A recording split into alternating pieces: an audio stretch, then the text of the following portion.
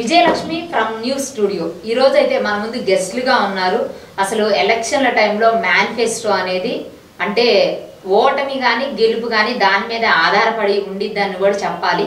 అంటే పెద్ద పార్టీస్కి ఈరోజు ఈ డిబేట్లో అయితే పాల్గొనడానికి మేనిఫెస్టో మీద ప్రధాన అంశాలు చర్చించడానికి మన ముందు ఉన్నారు.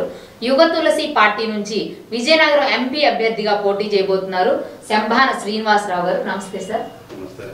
తర్వాత వైఎస్ఆర్సీపీ పార్టీ నుంచి ఈ డిబేట్ లో పార్టిసిపేట్ చేయడానికి రెడ్డికా కార్పొరేషన్ డైరెక్టర్ గారైనటువంటి రౌత్ భాస్కర్ రెడ్డి గారు ఉన్నారు. నమస్తే అండి.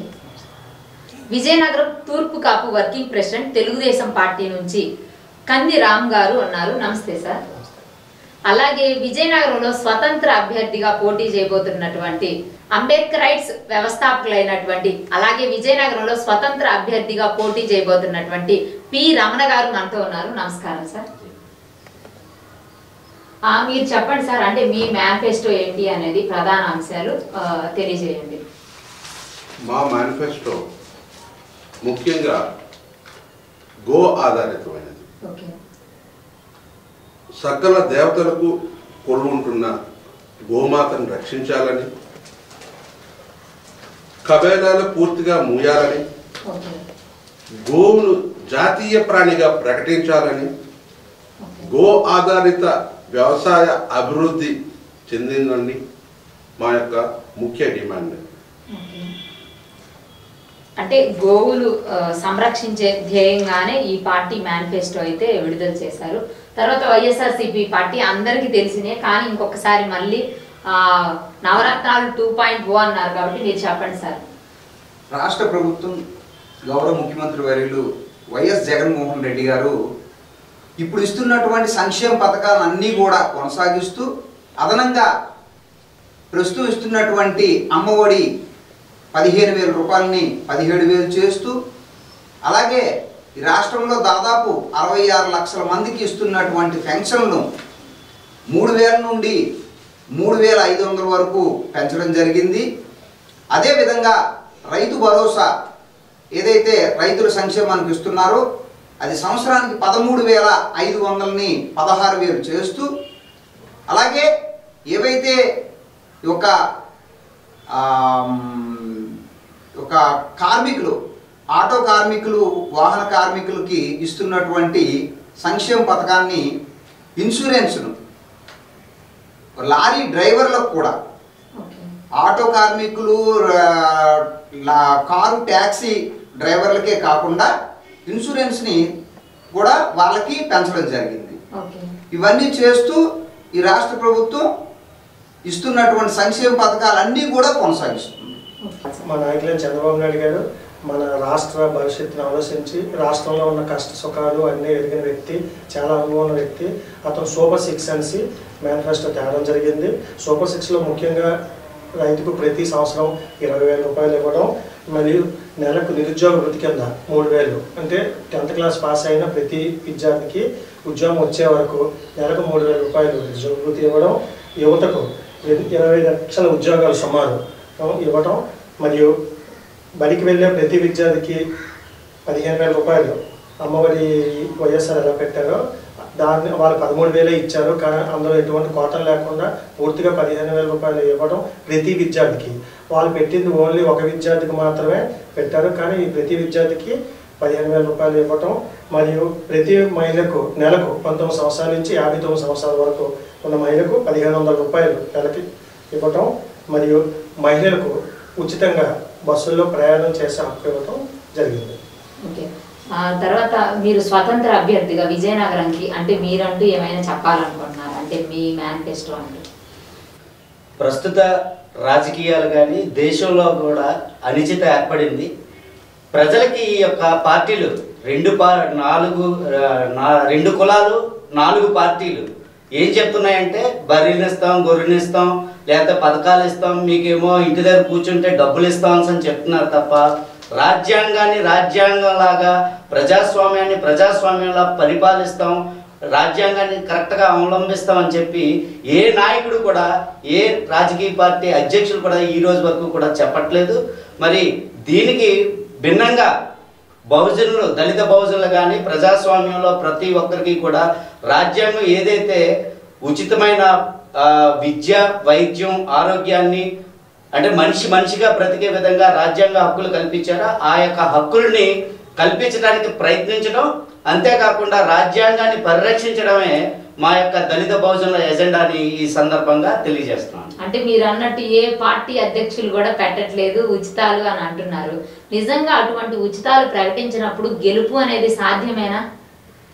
ఏంటంటే ఇప్పుడు అధ్యక్షులు ఈ ఉచితాలు పథకాలు పెడుతున్నారని మీరు అన్నారు. ఆ రాజ్యాంగానికి ఇదంతా కూడా అంటే పథకాలు ఇవ్వకుండా మంచి చేయాలనేది మీరు చెప్తున్నారు. పథకాలు పెట్టకుండా గెలుపు అనేది సాధ్యమేనా? ప్రస్తుత రాజకీయ పరిస్థితుల్లో మన డబ్బుని వారి జోబీలో వేసుకుని వారి డబ్బుల్లాగా పంచినంత వరకు కూడా అది సాధ్యం కాదని నేను చెప్పగలను. ఈ ఉచిత పథకాల గురించి చెప్పాలంటే ఉచిత పథకాలు ఎలా కొనసాగిస్తారు?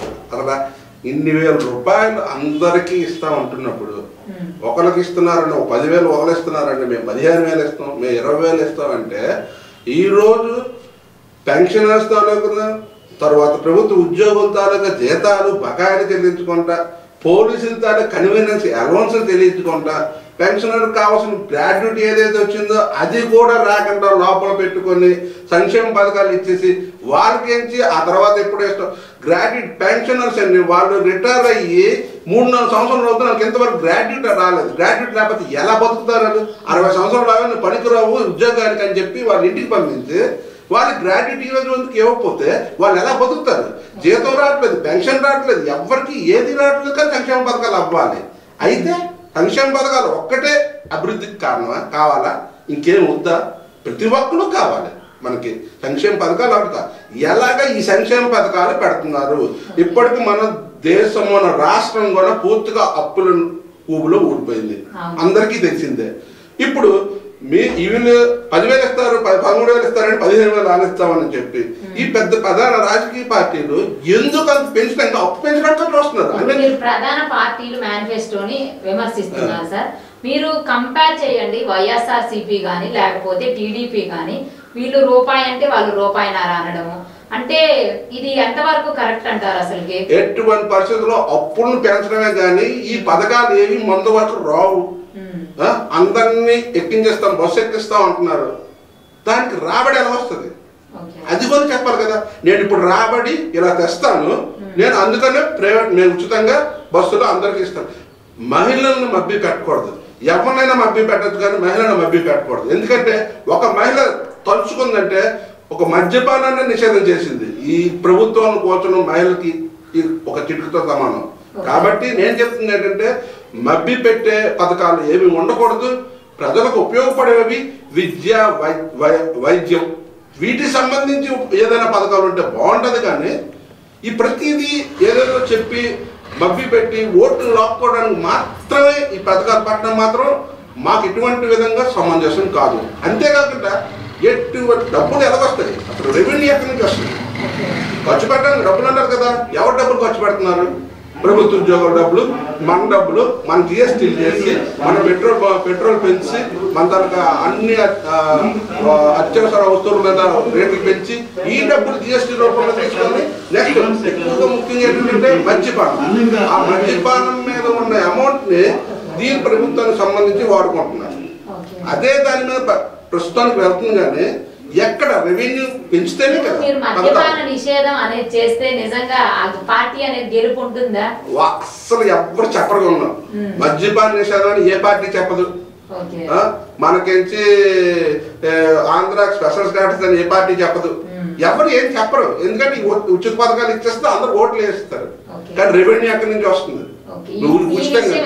భాస్కర్ రెడ్డి గారిని అడుగుదా సార్, వీళ్ళు అంటున్నారు అంటే ఉచితాల మీదే వెళ్తున్నారు అనే దాని మీద మీ కామెంట్ ఏంటి? అసలు ఈరోజు మీరు ఒకటి గమనించండి, గౌరవ ముఖ్యమంత్రి వారి మీద ఒక విమర్శ చేస్తున్నారు, అప్పులు తెచ్చి సంక్షేమ పథకాలు ఇస్తున్నారు. ఈరోజు మీరు ఒకటి గమనించినట్టయితే 2014 నుండి 2019 వరకు ఈ రోజు పోటీ చేస్తున్నటువంటి కూటమి ఏదైతే ఉందో ఆ రోజు ఈ 5 సంవత్సరాలు కూడా వాళ్ళే పరిపాలించారు రాష్ట్రాన్ని. ఆ రోజు చంద్రబాబు నాయుడు గారి కన్నా ఈరోజు జగన్మోహన్ రెడ్డి గారు మెరుగైన సంక్షేమ పథకాలు ఇస్తూ ఆయన చేసేదానికన్నా జగన్మోహన్ రెడ్డి గారి హయాంలోనే తక్కువ శాతం అప్పు తీసుకొచ్చారనేది ఇది ఒక నగ్న సత్యం. కానీ ప్రతిపక్ష పార్టీలు జగన్మోహన్ రెడ్డి గారి పైన ఈ ప్రపంచ బ్యాంకు నుండో కేంద్ర ప్రభుత్వం నుండో ఈ యొక్క అప్పులు తెచ్చి ఈ సంక్షేమ పథకాలు ఇస్తున్నారు అని చెప్పి ఒక విమర్శ చేస్తున్నారు. అదైతే వాస్తవం కాదు. అంటే అప్పు తేవడం ఇప్పుడు ఆ పార్టీ తెచ్చింది, ఈ పార్టీ తెచ్చింది, కాకపోతే ఇక్కడ భూములను కూడా జగన్మోహన్ రెడ్డి అమ్ముతున్నారు అనేది ఇదనమాట. ప్రభుత్వ భూముల్ని అమ్మి లేకపోతే తాకట్టు పెట్టి ఇప్పుడు సంక్షేమ పథకాలు అమలు చేస్తున్నారు అది కూడా పెద్ద విమర్శ అనమాట. మీరు ఒకటి గమనించండి, ఏదైనా సరే రాష్ట్ర ప్రభుత్వ పరిధిలో కొన్ని నిబంధనలు ఆ ప్రకారమే జరుగుతాయి తప్పితే చట్ట విరుద్ధంగా కానీ లేదు అన్నటువంటి రాజ్యాంగ విరుద్ధంగా కానీ ఈ యొక్క ఏవైతే ఈ రెవెన్యూ చట్టాలు ఉన్నాయో దానికి లోబడే రాష్ట్ర ప్రభుత్వం పరిపాలించి వ్యవహరిస్తుంది తప్పితే వాటికి విరుద్ధంగా ఏది కూడా చేసే పరిస్థితులు అనేవి ఉండవు. ఓకే, మీరు చెప్పండి రామనాయుడు గారు. అంటే ఇప్పుడు రాజ్యాంగం కానీ లేదైనా రెవెన్యూ డిపార్ట్మెంట్ లోబడి ఇవన్నీ జరుగుతున్నాయంట, అది వాస్తవమేనా? వాస్తవం కాదండి. గవర్నమెంట్ ఆఫీస్ వెళ్ళి కలెక్టర్ ఆఫీస్ వెళ్ళి సచివాలయం వెళ్ళి తాకట్టు పెట్టేసి ఆ డబ్బులు తీసుకొచ్చి సంక్షేమ పేరుతో సగం పంచడం సగం వీళ్ళు దోచుకోవడం జరుగుతుంది. ఎటువంటి ఇన్కమ్ క్రియేట్ చేయకుండా సంక్షేమ పేరుతోనే కొంత డబ్బులు ఇవ్వడం అయితే వాస్తవమే, కానీ సగం డబ్బులు అయితే మాత్రం ఈ రాజకీయ నాయకులు దోచుకుంటున్నారు. ఇంకోటి వీళ్ళు చెప్పిన అభివృద్ధి అంటే సంక్షేమం ఒకటే కాదండి. పరిపాలన అంటే సంక్షేమం ఉండాలి, అభివృద్ధి ఉండాలి, పరిపాలన ఉండాలి. ఈ మూడు కలిస్తేనే ఒక రాజ్యం అవుతుంది, దాని పరిపాలన అంటారు. కానీ వీళ్ళు ఓన్లీ సంక్షేమాన్ని నమ్ముకున్నారు, అభివృద్ధి ఎక్కడా లేదు, డెవలప్మెంట్ ఎక్కడ కనిపించలేదు. గవర్నమెంట్ ఆస్తులు ఇష్టానుసారంగా అమ్మేస్తున్నారు, తాకట్టు పెట్టేస్తున్నారు. ఇప్పటికి ఎందుకు మన సచివాలయం, మన రాష్ట్ర కేంద్ర సచివాలయం కూడా తాకట్లో ఉంది హెచ్డిఎఫ్సి బ్యాంక్కి, అది మనం అందరం చూసాము. ఇప్పుడు కొత్తగా ఇంకొక దందా ఏం జరుగుతుందంటే మనం భూములు ఎవరితోనైనా కొన్నప్పుడు రిజిస్ట్రేషన్ చేసుకుంటే మనకి జెరాక్స్లు మాత్రమే ఇస్తారంట, ఒరిజినల్ ఏమో జగన్మోహన్ రెడ్డి దగ్గర ఉంటాయంట. అది ఎంతవరకు న్యాయం ఆలోచించండి. ఎటువంటి ఇన్కమ్ సోర్స్ లేనప్పుడు సంక్షేమాలు అమలు చేయడం సాధ్యం కాదు. అదే చంద్రబాబు నాయుడు గారు చెప్తుంది ఏంటంటే ఈ సూపర్ 6లో సంక్షేమాలు జగన్మోహన్ రెడ్డి కంటే ఎక్కువ ఇస్తామని ప్రమాణం చేస్తున్నాం, కానీ దానికి తగ్గట్టుగా ఇన్కమ్ సోర్స్ కూడా క్రియేట్ చేసే ఈ సంక్షేమాలు మేము అమలు చేస్తాం. ఓకే, మీరు చెప్పండి సార్, నిజంగా చంద్రబాబు నాయుడు గారు ఒక విజన్ ఉన్న వ్యక్తి, అంత ఇన్కమ్ తెచ్చి ఇంత సంక్షేమ పథకాలు అమలు చేస్తారా మీరు అనుకున్న, అంటే అప్పు తేకుండానే, అది వాస్తవమా? ఎంతవరకు చెప్పండి. అంటే చంద్రబాబు నాయుడు గారు జగన్మోహన్ రెడ్డిని విమర్శించడానికి సూపర్ 6 తీసుకొచ్చారు. తర్వాత చంద్రబాబు నాయుడు గారిని కానీ ఎన్డీఏ కూటమిని ఓడించడానికి ఇంకా 0.2, 0.4 అలాగే వస్తూనే ఉంటాయి ఇవన్నీ. అసలు ఉత్పత్తి రంగాన్ని అభివృద్ధి చేయకుండా సంక్షేమాలు అంటే పొంతం లేని సంక్షేమాలు, అంటే దుబారా ఖర్చు, మన ప్రజల డబ్బుల్ని దుబారా చేసినంత కాలం కూడా ప్రజలు ఎప్పటికీ మోసపోతూనే ఉంటారు. ఈ సూపర్ 6 కానీ నవరత్నాలు కానీ నవరత్నాలు 2 కానీ 3 కానీ ఏది వచ్చినా సరే ప్రజలకి ప్రయోజనం అనేది లేదు. ప్రజలు ఆస్తులు తాకట్టెట్టారు. 3 రాజధానులు అంటారు, అక్కడ రాజధానికి ఖర్చు పెట్టిన డబ్బులు ఏమైంది?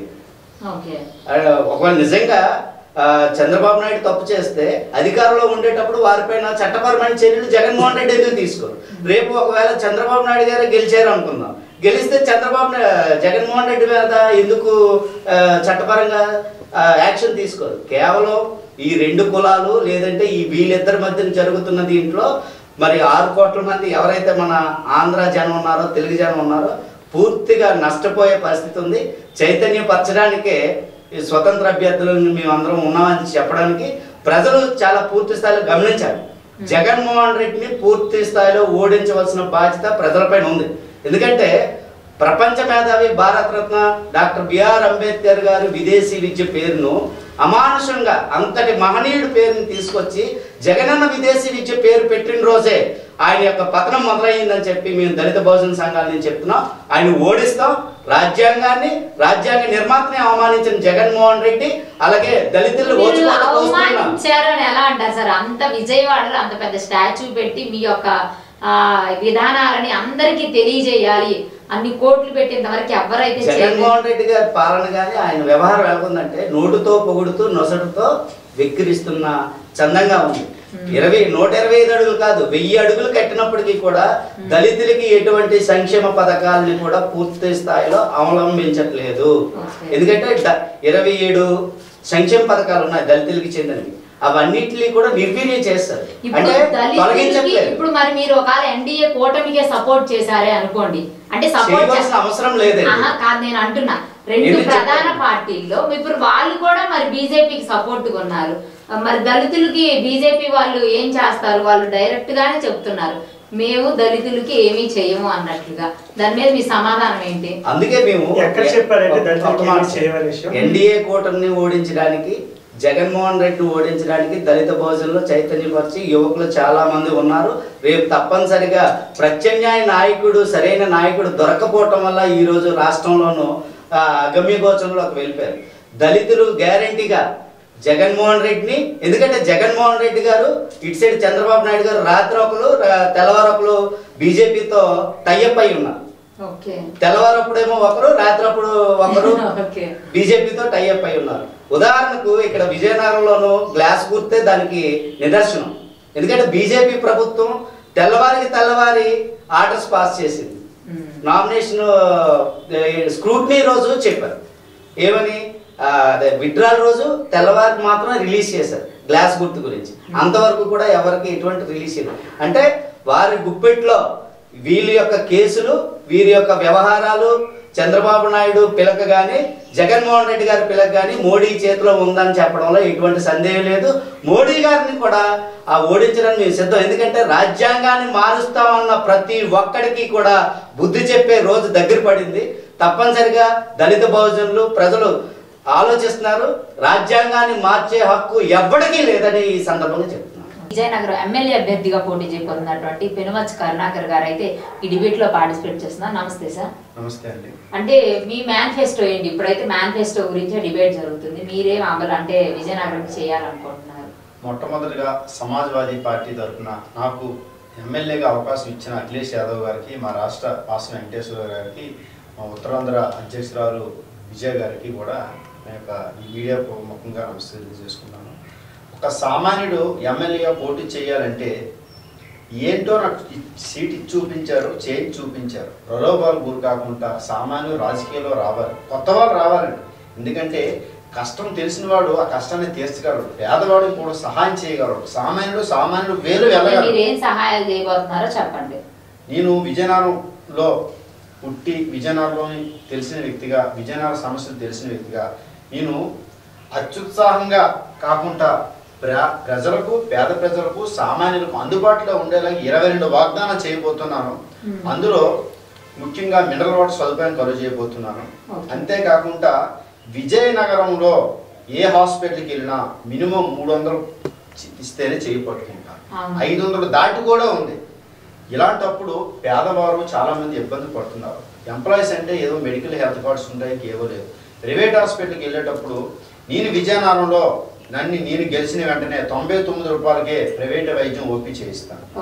అంతేకాకుండా విజయనగరం మొత్తం సీసీ కెమెరాలతో ప్రతి వీధిలో, ప్రతి గలీలో పెడతాను. ఎందుకంటే విజయనగరంలో భద్రత నాకు ఇంపార్టెంట్. నేను ఒక ఎమ్మెల్యే అభ్యర్థిగా ఉండేటప్పుడు విజయనగరం నాది కాబట్టి నా ఎంపీ.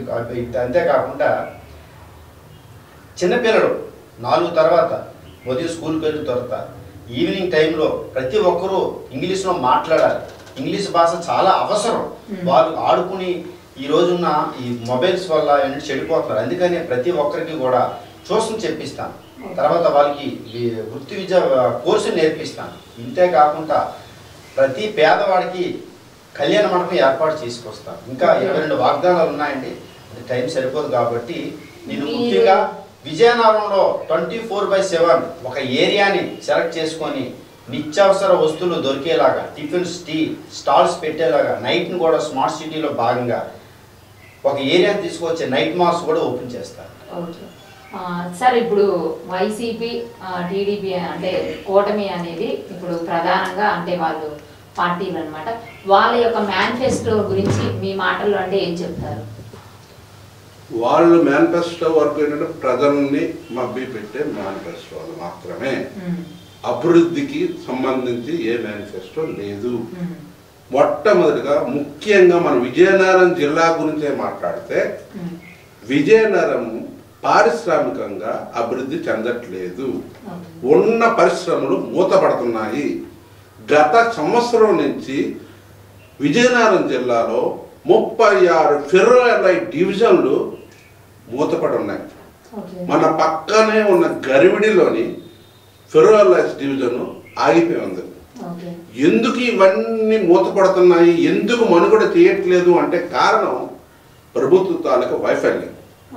ఎందులో అంటే కరెంటు ఛార్జీల్ని ₹5.50 ఉన్న కరెంటు ఛార్జీల్ని ₹8.50 వరకు పెంచేసి ఉత్పత్తి భారం పెంచి ఇప్పుడు వైసీపీని విమర్శించి అంటూ ఉండింది. మేనిఫెస్టో దగ్గరే ఉండండి మీరైతే టాపిక్. ఇప్పుడు నేననేది ఓన్లీ టీడీపీ వైసీపీ మేనిఫెస్టో గురించే మాట్లాడాను. అదే మేనిఫెస్టోలో పారిశ్రామిక రంగం గురించి లేదు. ఓకే, ఏ ఒక్క పథకాలైనా అభివృద్ధి, పరిశ్రమలు వద్దా? పరిశ్రమలు కావాలి. పరిశ్రమలు వస్తే కదా మనకు రెవెన్యూ పెరుగుతుంది, జనాలకు ఉద్యోగాలు ఎక్కడి నుంచి వస్తాయి. ఏ పరిశ్రమ గురించి ఎవరు ప్రస్తావించారు? ఏ పరిశ్రమ గురించి ఎవరు ప్రస్తావించలేదు. ఉద్యోగాలు అయితే అక్కడ ఇచ్చేస్తాం. ఎక్కడ ఇచ్చేస్తారు? ఓకే, మీ అంటే ఈ రెండు పార్టీస్ లో మేనిఫెస్టో కంపేర్ చేస్తే సమ్ బెటర్ ఇప్పుడు అంటే ఏం చెప్తారు మీరు? ఏది కాదు, నాకేది కాదు. పరిశ్రమలు అభివృద్ధి చెందకుండా నిరుద్యోగుడికి ఉద్యోగం లేకుండా చేసింది, విద్య ఆరోగ్యానికి ఉచితం లేనిది ఏ మేనిఫెస్టో అయినా వేస్ట్. అది కరెక్ట్ కాదు. అభివృద్ధి లేకపోతే ఏమి లేదు. ఉచిత పథకాలతో దేశం అభివృద్ధి చెందదు. పరిశ్రమలతోటి వ్యవసాయ రంగాన్ని, విద్యని, వీటిని ఎక్కువగా మనం గుర్తుపెట్టుకొని దాని ముందు తీసుకెళ్ళి చేస్తేనే దేశం అభివృద్ధి చెందుతుంది. ముఖ్యంగా మన విజయనగరం జిల్లా గురించి చూస్తే మాత్రం ఈ పారిశ్రామిక రంగం పూర్తిగా పడిపోయింది. జనాలు రోడ్డు మీద ఉన్నారు, అందరూ ప్రతి ఒక్కరు ఇంట్లోనే ఉన్నారు. వీళ్ళకి ఉద్యోగాలు చేస్తున్న వాళ్ళకి ఉద్యోగాలు లేక ఇంట్లో ఉంటున్నారు. లక్షల ఉద్యోగాలు ఎక్కడి నుంచి తెచ్చిస్తారు? పరిశ్రమలు రాకపోతే. వచ్చిన పరిశ్రమలు కూడా ఒడిస్సా వెళ్ళిపోతున్నాయి. ప్రతి పరిశ్రమ ఇంకో దేశం వెళ్ళిపోతుంది, ఇంకో రాష్ట్రం వెళ్ళిపోతున్నాయి. మన రాష్ట్రంలో ఎందుకు రావట్లేదు? ఏంటి ప్రాబ్లం? అది నా ఉద్దేశం. పారిశ్రామికంగా చేయాలి, వ్యవసాయకంగా చేయాలి. అభివృద్ధి చేస్తేనే మిగతావన్నీ జరుగుతాయి. రెవెన్యూ లేదు, రెవెన్యూ ఎక్కడి నుంచి వస్తుంది? రెవెన్యూ గురించి ఏం చేస్తున్నారు? అది నా క్వశ్చన్. అది కాకుండా నా మేనిఫెస్టో సంబంధించి నేను గోవుని జాతీయ ప్రాణిగా ప్రకటించడానికి ఒక పోరాటం భాగంగా ఇప్పుడు నేను ఈ విజయనగరం జిల్లాకి ఎంపీ అభ్యర్థిగా పోటీ చేస్తున్నాను. రోడ్డు గుర్తుపై పోటీ చేస్తున్నాను. మన కలిశెట్టి శివకుమార్ గారి వ్యవస్థాపకులుగా ఉన్నారు. దీనికి ఈ గోవుని జాతీయ ప్రాణిగా ప్రకటించడం వల్ల మన ఈ పార్టీలందరికీ ఏమైనా ప్రాబ్లం ఉందా? మీకేమైనా అభ్యంతరమా? మీరు దానికి సమ్మతిస్తారా? మాకు మద్దతు ఇస్తారా? ఇప్పుడు నేను అడుగుతున్నాను సార్, అంటే గోవుని అంటే చంపకుండా తినకుండా మన భారతదేశంలో అంటే అది తెచ్చారు, యాక్ట్ అయితే తెచ్చారు, గోవధ అనేది నిషేధించబడింది. అది అమలు ఎంతవరకు జరుగుతుంది? అసలు ఇండియాలో అది జరుగుతుందా? మీరేం చెప్తారు ఒక అంబేద్కర్ వాదిగా? ఎవరు ఆహారపు అలవాట్లు వారివి, ఎవరి సాంప్రదాయాలు వారి. ఇది తినకూడదు, ఇది తినాలి అనే కండిషన్ అనేది ఎక్కడా లేదు. ఎవరు మనసులో దేన్ని గౌరవిస్తారో ఆ గౌరవాన్ని మనం స్వాగతించాలి తప్ప దాన్ని వ్యతిరేకించవలసిన అవసరం అయితే లేదు. జాతీయ ప్రాణిగా గుర్తించకపోవడం అనేది రాజ్యాంగంలో హక్కు కల్పించబడి ఉంటే అది ఇప్పుడు రాజ్యాధికారం లేకుండా ఎవరు ఏం చేయలేదు. ఇప్పుడు ఆ నవతులసి పార్టీ అధికారంలోకి వచ్చినప్పుడు తప్పనిసరిగా జరిగే అవకాశం ఉండొచ్చు. అది దాన్ని వ్యతిరేకించవలసిన అవసరం లేదు. అలాగని చెప్పి దానికి మద్దతు చెప్పవలసిన అవసరం అయితే మా యొక్క ఎజెండా కేవలం రాజ్యాంగాన్ని పరిరక్షించడం, రాజ్యాంగంలో ఏవైతే సూత్రాలు కానీ హక్కులు కానీ విధులు కానీ ఏవైతే ఉన్నాయో వాటిని సక్రమంగా ఈ రాజకీయ పార్టీలు ఏవి కూడా కరెక్ట్గా ఫాలో అవ్వట్లేదు. దాన్ని ఇంప్లిమెంట్ చేయకపోవటం వల్లే ఈ అసమానతలు కానీ లేకపోతే ప్రజల్ని ఈ యొక్క రాజకీయ పార్టీలు ఏం చేశాయంటే కేవలం ఓట్ల రోజు మాత్రమే ఆ పథకాలు ఇచ్చి పథకాలు చూపించి ఓట్ మిషన్గా మార్చేశారు తప్ప ప్రజల్నిగా చేయలేదు. ఇప్పుడు గురుగారు చెప్పేటట్టు గోమాతని జాతీయ ప్రాణిగా ఎలాగైతే ప్రకటించాలంటున్నారో మేము మనిషిని మనిషిగా చూడాలని చెప్పి మా యొక్క అభిప్రాయం. మనిషిని మనిషిగా గుర్తించే పార్టీలు ఏవైనా సరే ఓడించవలసిన బాధ్యత దళిత బహుజనులకు ఉందని చెప్పి అంబేద్కర్ వాదులుగా మాకు ఉందని చెప్పి ఈ సందర్భంగా తెలియదు. అంటే మీరు చెప్పండి సార్ రాము గారు, అంటే గోమాత కానీ లేకపోతే రాజ్యాంగాన్ని అంటే రెస్పెక్ట్ ఇవ్వట్లేదు ఇప్పుడు ప్రధాన పార్టీలు అనేది ఒక మాట అయితే అన్నారు. నిజంగా రాజ్యాంగం ప్రకారం ఫాలో అవ్వట్లేదా ఈ ఉచితాల ద్వారానో లేకపోతే ఏదో అప్పులు చేసి కానీ ఏదైనా అప్పుడప్పుడు పబ్బం గడుపుకొని గెలవాలనే చూస్తారు అనే దానికి మీ సమాధానం ఏంటి? శ్రీనివాస్ గారు చెప్పినట్టు యువతల్స్ పార్టీ నుంచి గోవుని ప్రధాన జంతువుగా రాజ్యాంగం గుర్తించాలని ఆయన కోరుతున్నారు. అది చాలా మంచిదండి. ఎందుకంటే మన దేశం హిందూ ధర్మానికి సంబంధించిన దేశం. హిందూ ధర్మంలో అత్యంత పూజనీయమైన జంతువు గోవు. సో గోవుని గుర్తించడంలో తప్పులేదు. ఈ మధ్య కబేలాలు విపరీతంగా పెరిగిపోతున్నాయి. మనకి పాలిచ్చే ఈ జీవిని మాంసం కింద మార్చడం, సాత్విక ఆహారం మానేసి ఈ రాక్షస ఆహారానికి అలవాటు అవ్వటం అది చాలా తప్పు. ఆయన కోరుకుంటున్నట్టు గోవును గుర్తించాలని నేను కోరుకుంటున్నాను. ఇంకా సంక్షేమాలు అంటున్నారు కదా, సంక్షేమం ఒకటే ప్రజలకి అవసరం కాదు, అభివృద్ధి ఉండాలి. కంపెనీస్ చాలా మూతపడిపోయి అన్నారు. అది మన ప్రజలు చేసుకున్న దౌర్భాగ్యం. ఎందుకంటే ఈ 5 ఏళ్ళు జగన్ జలగలా పీడించాడు రాష్ట్రాన్ని. సో హత్య రాజకీయాల వల్ల, డ్రామాల వల్ల, కోడికత్తి అని, గులకరాయి అని, చిన్నాన్న హత్య అని, తండ్రి హత్య అని ఇవన్నింటిని వాడుకొని అధికారంలోకి వచ్చాడే తప్ప న్యాయబద్ధంగా అతను గెలవడు. అతని గురించి ప్రజలకు అందరికీ తెలిసిపోయింది. సంపూర్ణ మద్య నిషేధం ఈసారి నిషేధించిన తర్వాత నేను వచ్చి అడుగుతానా అన్నాడు. కానీ ఎక్కడ సంపూర్ణ మద్య నిషేధం ఎక్కడ జరిగింది చెప్పండి? అన్ని హత్య రాజకీయాలే అతని ప్రధాన ఎజెండా. ఈ సంక్షేమాల పేరుతో సగం డబ్బులు ఇవ్వడం, సగం డబ్బులు తినేయడం. 15,000 రూపాయలు అమ్మఒడి అన్నాడు, 2,000 రూపాయలు మళ్ళీ కట్ చేశారు. ఎందుకు కట్ చేశారంటే గవర్నమెంట్ స్కూల్స్లోని బాత్రూమ్లు ఈ డెవలప్మెంట్ కోసం అన్నారు. మరి 70% ఉన్న ప్రైవేట్ స్కూల్లో కూడా 2,000 కట్ చేశారు. ఏ ప్రైవేట్ స్కూల్కైనా ఒక బాత్రూమ్కైనా 1,000 రూపాయలు ఇచ్చాడా జగన్? మరి ఆ 2,000 ఇట్టింది. గవర్నమెంట్ స్కూల్ పిల్లల దగ్గర కట్ చేసిన 2,000తో వాళ్ళ స్కూల్ మెయింటైన్ చేశారు. ప్రైవేట్ స్కూల్ వాళ్ళకి ఇస్తున్న అమ్మఒడిలో 2,000 కట్ చేసి ఆ డబ్బులు ఏమైంది? ఓకే సార్, మీరు చెప్పండి సార్, మరి ప్రైవేట్ స్కూల్ వాళ్ళకి ఎందుకు కట్ చేశారు? నిజంగా ఇచ్చిన అమల్లో మద్యపాన నిషేధం కూడా చేయలేదు. ఈసారి అయితే మరి ఆ ఊసే లేదు. మరి దాని మీద మీ కామెంట్ ఏంటి? రాష్ట్ర ప్రభుత్వం గౌరవ ముఖ్యమంత్రి వర్యులు అమ్మఒడిలో భాగంగా 15,000 రూపాయలు అంటే 2019 మే 30వ తేదీ నాడు ఆయన ప్రమాణ స్వీకారం చేస్తే 2020 జనవరిలోనే అమ్మఒడి లాంటి అద్భుతమైన సంక్షేమ పథకంలో భాగంగా 15,000 రూపాయలు ఇవ్వడం జరిగింది. తరువాత 2021, 22 కరోనా సమయంలో కూడా ఏ ఒక్క సంక్షేమ పథకాన్ని కూడా ఆపే పరిస్థితి లేదు. ఒక చిత్తశుద్ధితో సంక్షేమ పథకాలన్నీ కూడా, నవరత్నాలు సంక్షేమ పథకాలన్నీ కూడా ఇవ్వడం జరిగింది. దాంట్లో భాగంగానే తరువాత ఈ ఒక ప్రైవేట్ స్కూల్ కానివ్వండి, గవర్నమెంట్ స్కూల్ కానివ్వండి, నాడు నేడులో ప్రత్యేకించి ప్రభుత్వ స్కూళ్ళన్నీ కూడా ఆయన ఇంప్లిమెంట్ చేయడం జరిగింది. అది అందరికీ తెలిసిన విషయమే. ఇకపోతే ఆయన మీద చేస్తున్నట్టు విమర్శ ఏదైతే ఈ ఒక 2,000 రూపాయలు కట్ చేసి మెయింటెనెన్స్ కోసం అని చెప్పి చేస్తున్నారు, అది ఒక స్కీము ఇంప్లిమెంట్లో భాగంగా అది ప్రభుత్వ స్కూలా లేకపోతే ప్రైవేట్ స్కూల్ అనేది కాకుండా ఒక సిస్టమేటిక్గా జరుగుతున్న కార్యక్రమం. కాకపోతే రెండో విమర్శ మద్యపానం మీద చేశారు. 2019లో వైసీపీ ప్రభుత్వం రాకముందు ఈ రాష్ట్రంలో ఉన్నటువంటి మద్యం తాలూకు పాలసీని మీరు ఒకసారి స్టడీ చేయండి. ఈ రాష్ట్రంలో ఎన్ని బెల్ట్ షాపులు ఉండేవి, అవి ఎవరు వచ్చాక నిర్మూలించగలిగారు? ఎన్ని వైన్ షాపులు అనేవి ప్రైవేట్ వ్యక్తి చేతుల్లో ఉండి అత్యధిక ధరలతో సిండికేట్లుగా ఏర్పడి అమ్మకాలు జరిగేవి. ఎవరు వచ్చిన తర్వాత వాటికి చెక్ పెట్టడం జరిగింది. దాదాపుగా 100కి 40% వైన్ షాపుల్ని దశల వారీగా తగ్గించి ఈరోజు అటువంటి దోపిడీ జరగకుండా, మద్యం మీద అటువంటి దోపిడీ జరగకుండా రాష్ట్ర ప్రభుత్వం ఎంతవరకు చేయాలో అంతవరకు కూడా, సాధ్యమైనంత వరకు కూడా ఈ మద్యం మీద తగు చర్యలు తీసుకోవడం జరిగింది.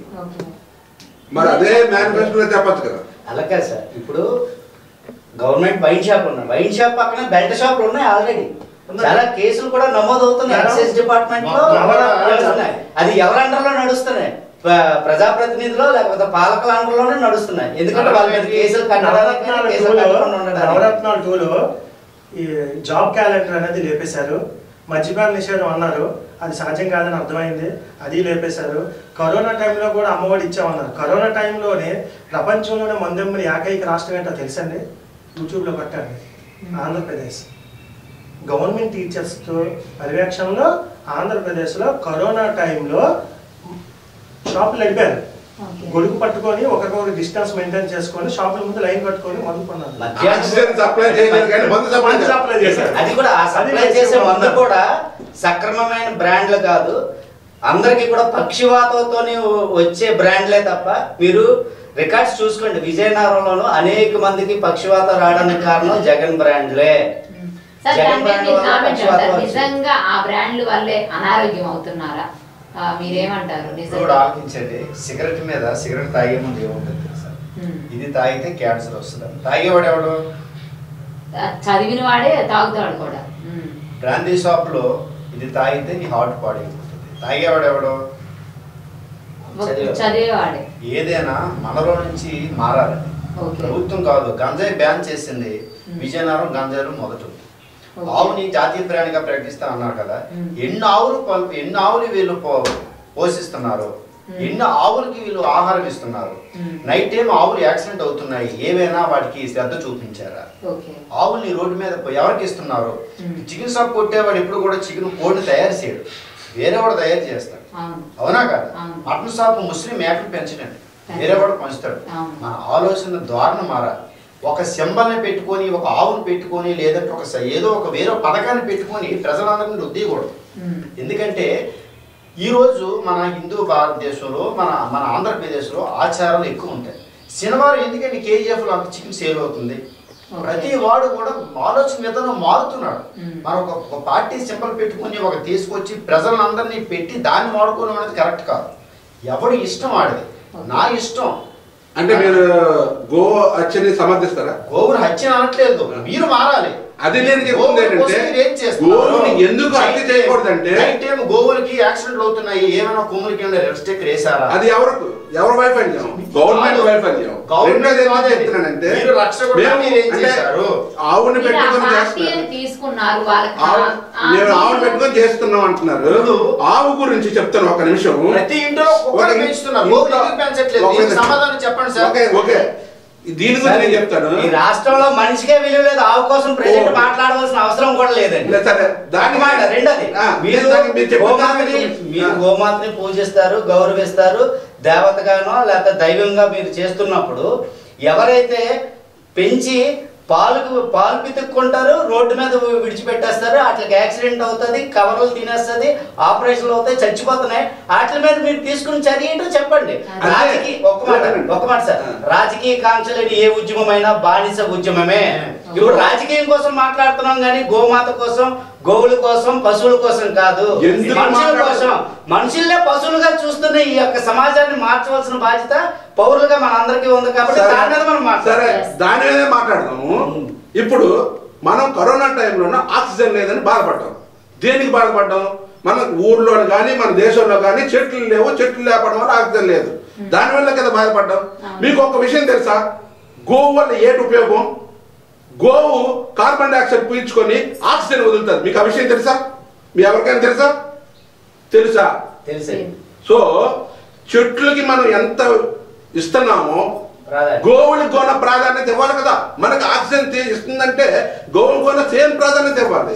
ఇప్పుడు మేము అది పెట్టి లైఫ్ సైకిల్ లో లైఫ్ పిరమిడ్ లో ఈ రోజు కప్ప కూడా విలువైనదే మనిషికి. సో కప్ప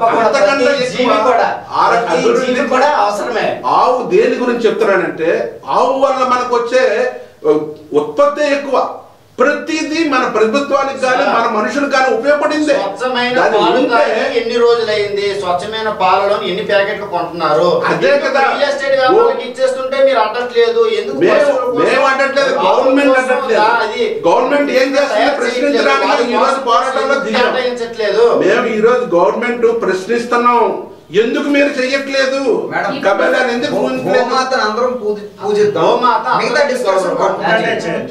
ప్రతి ఇంటిలో కూడా గోమాతకి ఒక ఇది ఉంటుంది, ప్రత్యేకత ఉంటుంది. వాళ్ళు తిని కొంత ఉంచి దాని ఆకలి తీర్చడానికి ప్రయత్నం చేస్తున్నారు. ఈ రోజు ఉన్న ఏ పశువు చూసుకున్నా సరే ఇంటికో కుక్క పెంచుతున్నారు, ఇంటికో గోవిందకి పెంచట్లేదు.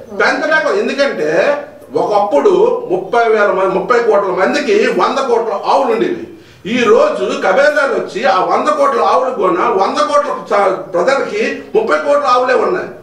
ప్రజలకి తిండినిచ్చి అన్ని కాదు కాబట్టి మీరు చెప్పండి సార్, నిజంగా ఇప్పుడు వీళ్ళు మద్యం మీద ఎంతైతే విమర్శించారు వైసీపీ పార్టీని, కరుణాకర్ సార్ అయితే అన్నారు ఎవరికి వాళ్ళు చైతన్యవంతులు కాదు కాబట్టి ఎవరు వాళ్ళే ఆరోగ్యం పాడు చేసుకోవాలి అని అనుకుంటున్నారు. దాని మీద మీరేమంటారు? అలాగేనా అంటే అలా మాట్లాడొచ్చా? అంటే మీరు ఒకటి గమనించండి, 1994లో మద్యపానం నిషేధం చేసింది ఎవరు? దివంగత ముఖ్యమంత్రి ఎన్టీ రామారావు గారు. మరి 95లో ఆయన్ని దగ్గర పదవి లాక్కొని ముఖ్యమంత్రి అయినటువంటి వ్యక్తి చంద్రబాబు నాయుడు గారు. మరి ఆయన ఎందువల్ల మళ్ళీ మద్యపానాన్ని మళ్ళీ అమలు చేశారు?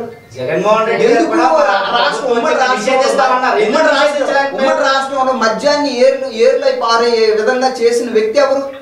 చంద్రబాబు నాయుడు. మిమ్మల్ని ఎవరు మద్యపాన నిషేధం చెయ్యండి అని చెప్పలేదు.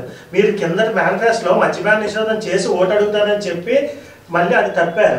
అదొకటి. ఇంకోటి నాణ్యమైన మద్యాన్ని సప్లై చేయాలి కానీ కూటమి ఏమైనా మద్యపాన నిషేధం పెట్టిందా?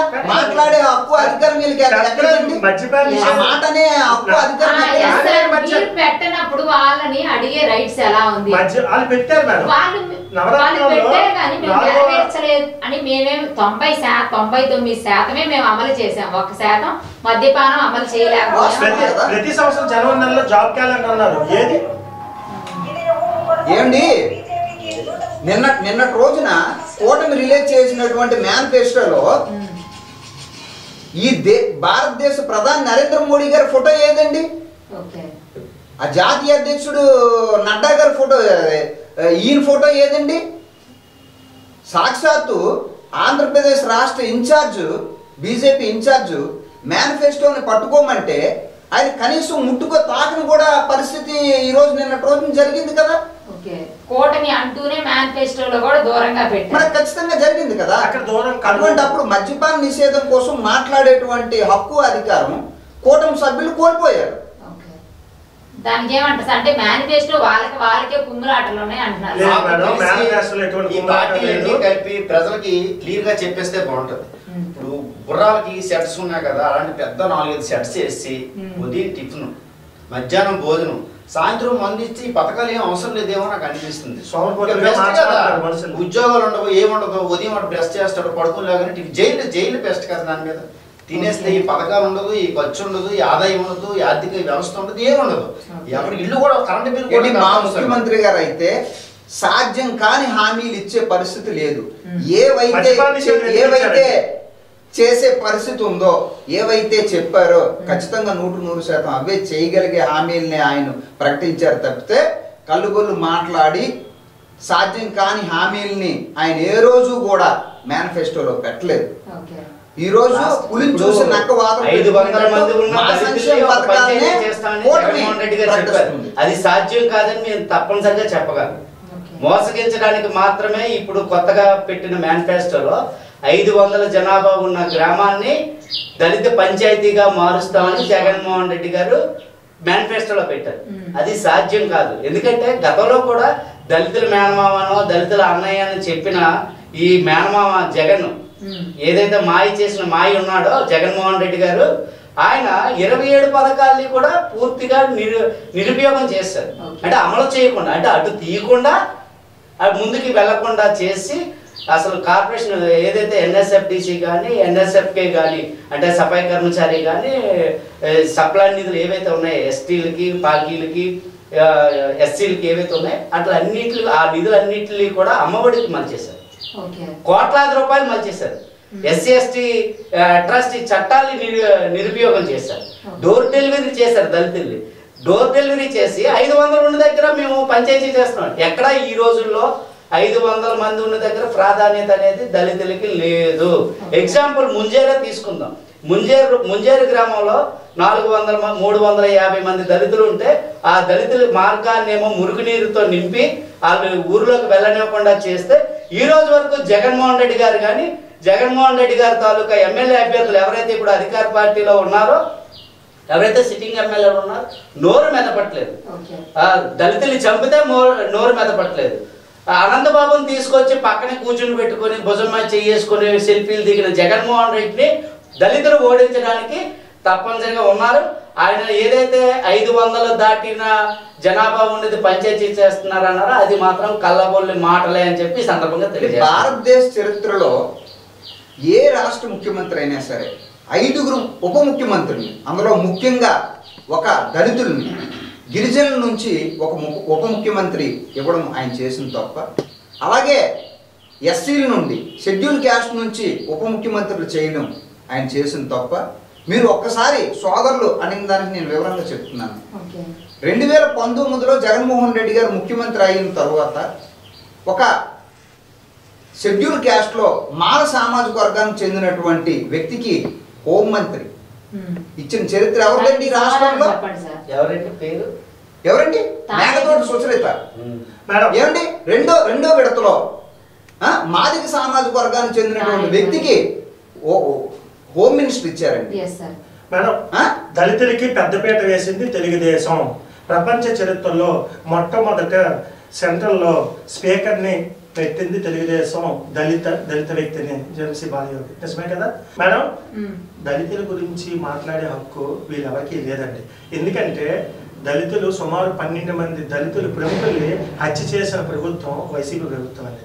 సుధాకర్ డాక్టర్ గారు అవనేయండి, అనంతబాబు ఆయన డోర్ డెలివరీ చంపేసి కారులో వాళ్ళ ఇంటికే శవాన్ని పంపించాడు ఒక దళిత వ్యక్తిని. సుధాకర్ డాక్టర్ గారికి అనకాపల్లి చంద్రబాబు నాయుడు తోడలిడే దళితుల్ని చంపి మూట కట్టి తుంగభద్ర నదిలో వేసాడు. ఏంటి ఇది అవాస్తవం? ఇది చెప్పిందండి అబద్ధాలండి. ఇంకోటి, మొట్టమొదటి దళిత లోక్సభ స్పీకర్ తెలుగుదేశం నుంచే సెలెక్ట్ అయ్యారు. అసెంబ్లీలో మొట్టమొదటి స్పీకర్ దళిత లేడీ మన విజయనగరంకి సంబంధించిన ప్రతిభా భారతే. నెక్స్ట్ దళితుల కోసం వాళ్ళు వెహికల్స్ కొనుక్కుంటే దాంట్లో 50% రాయితీ కల్పించిన ఏకైక ప్రభుత్వం తెలుగుదేశం ప్రభుత్వం. ఇంకా వైసీపీ ప్రభుత్వం గురించి చెప్పాలంటే అన్ని హత్య రాజకీయాలండి. మొదటి ఎలక్షన్లో తండ్రిని చంపించి రిలయన్స్తో కలిసి అదే రిలయన్స్ వ్యక్తికి రాజ్యసభ సీట్ ఇచ్చారు. ఇది నిజం కాదా? ఎవరైతే తండ్రి హత్యలో ప్రధాన పాత్ర అనుమానించి చెప్పారో అదే రిలయన్స్ వన్ ఆఫ్ ది డైరెక్టర్కి మన ఆంధ్ర రాష్ట్రం నుంచి రాజ్యసభలో సీట్ ఇవ్వలేదండి. 2వ ఎలక్షన్కి చిన్నాన్నని చంపేశాడు. అది నిజం కాదా? 3వ ఎలక్షన్కి విజయమ్మను చంపేస్తారేమో వినండి.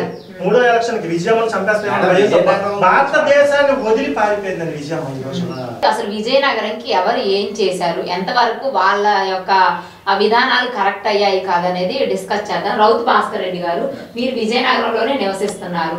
అసలు విజయనగరంని మేము ఇది చేశామని ఏ విధంగా ఓటు అడుగుతారు చెప్పండి మేడం. మీరు ఒకటి దృష్టిలో పెట్టుకోండి, 1979లో విజయనగరం జిల్లా కేంద్రంగా ఏర్పడిన దగ్గర నుంచి కూడాను నిజంగా పూర్తి స్థాయిలో అభివృద్ధి చెందింది అంటే మా గౌరవ శాసనసభ్యులు కోలగట్ల వీరభద్రస్వామి గారు హాయంలోనే 100% ఈ నియోజకవర్గం అభివృద్ధి చెందింది అనడానికి అనేక నిదర్శనం. 2004 నుంచి 2009 వరకు ఆయన మొదటిసారి శాసనసభ్యులు అయిన తర్వాత 79 నుంచి కూడా జిల్లా కేంద్రంలో ఒక ప్రభుత్వ జూనియర్ కాలేజీ లేకపోతే ఆ రోజు దివంగత ముఖ్యమంత్రి డాక్టర్ వైఎస్ రాజశేఖర రెడ్డి గారితో కొట్లాడి ఆయన సహకారంతో 2008లో ప్రభుత్వ జూనియర్ కాలేజీ తెచ్చిన ఘనత మా గౌరవ శాసనసభ్యులు కోలగట్ల వీరభద్రస్వామి గారిది. అప్పటి వరకు కూడా విజయనగరంలో తీవ్రమైన 2003లో ఏర్పడినటువంటి నీటి ఎద్దడి గతంలో ఎప్పుడూ లేదు. ఆయన మొదటిసారి శాసనసభ్యులు అయిన తర్వాత ప్రత్యేకమైనటువంటి శ్రద్ధ వహించి ఈ ఒక్క విజయనగరం పట్టణానికి అవసరమైనటువంటి మంచినీటిని ఇటు నెల్లిమర్ల ప్రాంతంలో ఉన్నటువంటి రిజర్వాయర్ నుంచి కొన్ని టీఎంసీలు తేవడం కానీ, అటు మన ముసిడిపల్లి నుంచి ఉన్న పైపు లైన్ ఆధునీకరణ చేసి ఆయన మనకి అవసరం తీర్చడం కానీ, ఆయన మొదటిసారి శాసనసభ్యులుగా ఉండేటప్పుడే మనకి ఇక్కడ JNTU కాలేజ్ తేవడం కానీ, ఆంధ్ర యూనివర్సిటీ ఎక్స్టెన్షన్ సెంటర్ ఆయన హాయంలోనే తేవడం జరిగింది. దాదాపు 100 సంవత్సరాలు చరిత్ర కలిగినటువంటి శిథిలం అయిపోయి పుస్తకాల వర్షంతో తడిసిపోయినటువంటి విజయనగరం మున్సిపాలిటీని ఆయన మొదటిసారి శాసనసభ్యుడిగా ఉండేటప్పుడే ఒక నూతన భవనం నిర్మించుకోవడం జరిగింది. రోడ్లు వెడల్పులు కానీ అనేక కార్యక్రమాలు జరిగింది. ఇక పూర్తి స్థాయిలో అభివృద్ధి చెందింది అంటే వైసీపీ ప్రభుత్వంలోని జగన్మోహన్ రెడ్డి గారి సహకారంతో గౌరవ శాసనసభ్యులు కోలగట్ల వీరభద్ర స్వామి గారు ప్రత్యేకమైనటువంటి శ్రద్ధ వహించి ఆయన అభివృద్ధి చేశారు. 2019 నుంచి 2024 ఈ రోజు వరకు కూడా మీరు చూడండి, విజయనగరం అభివృద్ధి చెందిందంటే ఎవరైనా ఒక్క ముక్కలో మాట్లాడాలనుకుంటే 2019కు ముందు 2019 తర్వాత అనే పరిస్థితి ఈరోజు విజయనగరం నియోజకవర్గం అభివృద్ధి చెందింది. మీరు ఒకటి గమనించండి, ఆయన 2019లో రెండోసారి మళ్ళీ శాసనసభ్యులుగా ఎన్నికైన తర్వాత వైసీపీ ప్రభుత్వం ఏర్పడిన తర్వాత ఈ విజయనగరం నియోజకవర్గానికి జిల్లా కేంద్రమైనటువంటి విజయనగరానికి ఒక ప్రభుత్వ డిగ్రీ కాలేజ్ అనేది తేవడం జరిగింది. దాదాపుగా మీరు చూడండి, గాజులరాగ ప్రాంతంలో సుమారుగా 500 కోట్ల పైచిలుతో ఒక ప్రభుత్వ మెడికల్ కాలేజ్ నిర్మాణం పూర్తయిపోయింది. గౌరవ ముఖ్యమంత్రి వర్యులు మొన్నటి రోజున దాన్ని ప్రారంభోత్సవం కూడా చేశారు. మీకు అలాగే ఆ రోజు జేఎన్టీయు ఈ రోజు యూనివర్సిటీగా అది అప్గ్రేడ్ అయ్యింది. మీకు ఇలాగా చెప్పుకుంటూ పోతే మీకు ఈరోజు విజయనగరం అభివృద్ధి మనకు స్పష్టంగా కంటికి కనిపిస్తుంది. ఈరోజు విజయనగరంలో ఉన్నటువంటి ప్రధాన రహదారులు ఎవరి హాయంలో అభివృద్ధి చెందాయి, ఎవరి హాయంలో పార్కులు అభివృద్ధి చెందాయి. ఈ విజయనగరానికి దశాబ్దాల కాలం శాసనసభ్యులుగా, దశాబ్దాల కాలం మంత్రివర్యులుగా, అటు రాష్ట్రంలోని కేంద్రంలో మంత్రిగా చేసినటువంటి పెద్దలు ఈ నియోజకవర్గానికి ఏం చేశారు, ఏం అభివృద్ధి చేశారని మేము సూటిగా అడుగుతున్నాం. రాము గారు మీరు చెప్పండి, మరి అడుగుతున్నారు అంటే ఇన్ని సంవత్సరాలు పరిపాలించిన రాజులు ఏం చేయలేదు, మా అభివృద్ధి ఇంత చేశామని చెప్తున్నాను, దానికి మీ కామెంట్ ఏంటి?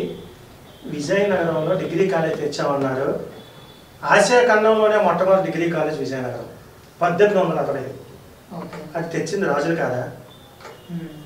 ఎంఆర్ కాలేజ్ తెచ్చింది వీళ్ళ రాజులు కాదా? ఎంఆర్ ఉమెన్స్ కాలేజ్ తెచ్చింది వీళ్ళ రాజులు కాదా? మెడికల్ కాలేజ్ నిమ్స్ తెచ్చింది వీళ్ళ రాజులు కాదా? ఎంబీసీఆర్ ఇంజనీరింగ్ కాలేజ్ తెచ్చింది వీళ్ళ రాజులు కాదా? తాడిపూడి డాము నిర్మించి విజయనగరానికి నీళ్ళు అందించింది రాజులు కాదా? అన్ని అబద్ధాలు చెప్తున్నారండి. విజయనగరంలో ఏదైనా రాజులే ముందు ప్రారంభించారు. తెలుగుదేశం సాయంతో రాజులే విజయనగరానికి మొట్టమొదటి సంగీత కాలేజ్ నిర్మించింది ఎవరండి? విజయనగరంలో ఉన్న 16 పార్కులకి స్థలాలు కేటాయించింది ఎవరండి? రాజులు కాదా? రోడ్లు వెడల్పు చేసింది రాజులు కాదా? వీళ్ళు ఏం చేశారు తెలుసండి? రోడ్డు మధ్యలో ఒక ఎర్ర చెట్టు గట్టు కొద్ది పచ్చగడ్డి పెట్టారు తప్ప ఏమీ చేయలేదండి. సరే, ఇప్పుడు సామాన్య ప్రజలకు ఏం చేస్తారు ఇతర పార్టీలు చెప్పండి. అలాగే ఒక మాట, ఇప్పుడు భాస్కర్ రెడ్డి గారు చెప్పినట్టు 2019 తర్వాత విజయనగరం, 2019కు ముందు విజయనగరం, 2019 తర్వాత వెంటనే గౌరవ శాసనసభ్యులు కోలగట్ల వీరభద్ర స్వామి గారు వెంటనే విజయనగరాన్ని సుందరీకరణ చేయలేదు. అభివృద్ధి అయితే చేయలేదు, అది నేను ఘంటాపదంగా చెప్పగలను. ఆయన సుందరీకరణ పేరుతో లైట్లు, డివైడర్లు, రోడ్లు నాణ్యత లేనివి మాత్రమే వేశారు. స్థానిక కాంట్రాక్టర్లు ఇవ్వకుండా ఇతర జిల్లా వాళ్ళకి కాంట్రాక్టులు ఇచ్చి దాంట్లో పర్సంటేజ్లు మాత్రమే చేసి నాణ్యతాలోపమైన సుందరీకరణ మాత్రమే చేశారు. నిజంగా అభివృద్ధి చేయాలి అనుకుంటే గతంలో అశోక్ గజపతిరాజు గారు 2 కోట్లతో తీసుకొచ్చిన స్లీవేజ్ ట్రీట్మెంట్ ప్లాంట్ని మూతం వేయించింది ఎవరు? ఎందుకు దాన్ని పూర్తి స్థాయిలో దాన్ని అభివృద్ధి చేయలేదు? అంటే చెరువు వాటర్ని పొల్యూట్ అవ్వకుండా ఉండడానికి, రీసైకిల్ చేయడానికి స్లీవేజ్ ట్రీట్మెంట్ ప్లాంట్ని 2 కోట్ల రూపాయలతో అప్పుడు అశోక్ గజపతిరాజు గారి టైంలో జరిగింది. తర్వాత మేసాల గీత గారి టైంలో కూడా 2009లో మళ్ళీ దానికి నిధులు కేటాయించి ఇంకా దాన్ని ఆధునీకరణ చేయడానికి అన్నారు, అది కూడా మూత పెట్టారు. తర్వాత గూడిషెట్ దగ్గర ఉన్న రోడ్ అండర్ రైల్ బ్రిడ్జ్ ఏదైతే ఉందో దాన్ని ఈ రోజు వరకు కూడా ప్రారంభించలేదు. మరి గౌరవ శాసనసభ్యులకి ప్రజల మీద అక్కసా, లేకపోతే టీడీపీ వాళ్ళు అది ప్రారంభించారని అక్కసా, అది తేల్చాల్సిన అవసరం. అంతేకాకుండా అభివృద్ధి చేసే డిగ్రీ కళాశాల తీసుకొచ్చాం అని చెప్పారు. డిగ్రీ కళాశాలకి అద్దె కట్టి దాన్ని మెయింటైన్ చేస్తున్నారా, సొంత భవనంలో కట్టారా? వందలాది మంది జూట్ కార్మికులు రోడ్డును పడేశారు. ఆ హుగ్లీ జూట్ మిల్ కానీ లేకపోతే ఈస్ట్ కోస్ట్ జూట్ మిల్ని కూడా, అంటే 100 ఎకరాలు ఉన్న ఆ భూముల్ని రియల్ ఎస్టేట్ వ్యాపారులకి దారాదత్తం చేశారు. ఎవరైతే దాంట్లో కార్మికులు ఉన్నారో వలస కార్మికులుగా టీ కప్పులు కడుక్కోనో, గ్యాస్ ఏది సైకిల్ పంపు కొట్టుకోనో బ్రతుకుతున్నారు. మరి అలాంటి ప్రాంతాల్లోనూ డిగ్రీ కళాశాలని ఎందుకు సొంత భవనంలో పెట్టలేదు? ఎన్ని అంగన్వాడీ కేంద్రాలకి వీళ్ళు పిల్లలకి సొంత భవనాలు ఉన్నాయి? ఎన్ని స్కూల్స్ అంటే ఎన్ని ప్రభుత్వ కార్యాలయాలు ప్రైవేటు భవనాల్లో అద్దెకి ఉంటున్నారు, తలదాచుకుంటున్నారు? వీళ్ళు చేసిన అభివృద్ధి ఇదేనా? ఏపీఎండిపి స్కీమ్ కింద గతంలోనంటే కాంగ్రెస్ ప్రభుత్వం ఉండేటప్పుడు కానీ లేకపోతే టీడీపీ ప్రభుత్వం ఉండేటప్పుడు కానీ పైప్ లైన్లు వేసి వదిలేశారు. వేల కోట్ల రూపాయలు దానికి ఖర్చు, వందల కోట్ల రూపాయలు దానికి ఖర్చు. ఈ రోజు వరకు కూడా కేవలం గౌరవ శాసనసభ్యులు కానీ లేదా టీడీపీ వాళ్ళు కానీ వీరి మీద వారు, వారి మీద వీరు పెట్టుకొని ప్రజా సమస్యలు పక్కతో పెట్టేస్తున్నారు. పథకాలు రుచి చూపించి వాళ్ళు పబ్బం గడుపుతున్నారు. ఈసారి ప్రజలు చైతన్యవంతమై వీళ్ళిద్దరికీ కూడా బుద్ధి చెప్పడానికి రెడీగా ఉన్నారని నేను ఆశను వ్యక్తం చేస్తాను. సార్, మీరు విజయనగరంలోనే నివసిస్తున్నారు. వాళ్ళిద్దరు చెప్పిన దాని మీద మీ అభిప్రాయం ఏంది? నిజంగా 2019కి ముందు ఒక విజయనగరం అని వైసీపీ వాళ్ళు అన్నారు. టీడీపీ అంటే కూటమి అభ్యర్థులు అయితే అంతా రాజులు చేసిందే కాబట్టి ఈ విధంగా ఇంత సంక్షేమం వాళ్ళు బాగున్నారు విజయనగరం వాళ్ళు అంటారు. ఏది కరెక్ట్?